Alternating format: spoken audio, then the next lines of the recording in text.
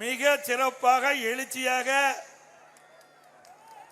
இந்த நகரமே குலுங்கிட்ட அளவிற்கு மக்கள் வெள்ளம். எங்கே பார்த்தாலும் கடல் போல் மக்கள் வெள்ளம் காட்சி அளிக்கின்றது. அடுத்த ஆண்டு நடைபெறுகின்ற சட்டமன்ற தேர்தலில் இந்த தொகுதி வெற்றி பெற்று விட்டது என்பதற்கு எங்கே குழுமி இருக்கின்ற மக்களே சாட்சி. அனைவருக்கும் எனது இனிய சுதந்திர தின நல்வாழ்த்துக்கள். இந்த குடியாத்த சட்டமன்ற தொகுதியை பொறுத்த வரைக்கும் 3 தொழில்கள் பிரதான தொழில். ஒன்று விவசாயம், இன்னொரு நெசவு, இன்னொன்று தீப்பெட்டி தொழில், பீடி தொழில். இதை நம்பித்தான் இந்த பகுதி மக்கள் தங்களுடைய வாழ்வாதாரத்தை நடத்தி கொண்டிருக்கின்றார்கள். அந்த 3 தொழிலும் சிறப்பாக செயல்படுகின்ற காலம் அதிமுக ஆட்சி காலம். தொழில் சிறப்பதற்காக கைத்தறிக்கு 200 யூனிட் மானியமா கொடுத்தாங்க. விசைத்தறிக்கு 750 யூனிட் மானியமா வழங்கப்பட்டது.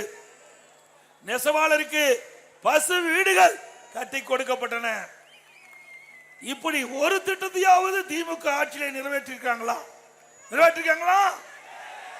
ஏழைகளுக்காக திட்டத்தை கொண்டு வந்திருக்காங்களா? சொல்லுவார் ஸ்டாலின்.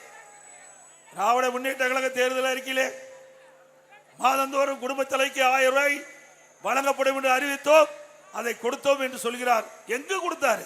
28 மாசம் சட்டமன்றத்தில் போராடி வாதாடி தொடர்ந்து எதிர்கட்சி பிரதான எதிர்கட்சி தலைவர் என்ற முறையில் தொடர்ந்து சட்டமன்றத்தில் கேள்வி மேல கேள்வி கேட்டு எங்களுடைய சட்டமன்ற குழுவும் அழுத்தம் கொடுத்து பொதுக்கூட்ட வாயிலாக அதிமுக பொதுக்கூட்டத்தின் வாயிலாக திரு ஸ்டாலின் அவர்களே 2021 சட்டமன்ற பொதுத் தேர்தலும் போது உங்களுடைய தேர்தல் அறிக்கையில் திராவிட முன்னேற்ற கழகம் ஆட்சிக்கு வந்தா மாதந்தோறும் குடும்ப தலைவிக்கு 1000 ரூபாய் கொடுப்பதாக சொல்லி அந்த ஏழை மக்களை ஏமாற்றி ஆட்சிக்கு வந்து இன்னும் அந்த தொகை கொடுக்கவில்லை என்று அழுத்தம் கொடுத்த காரணத்தினால 28 மாசம் கழிச்சு தான் நம்முடைய குடும்ப தலைவிக்கு 1000 ரூபாய் கொடுத்தார்.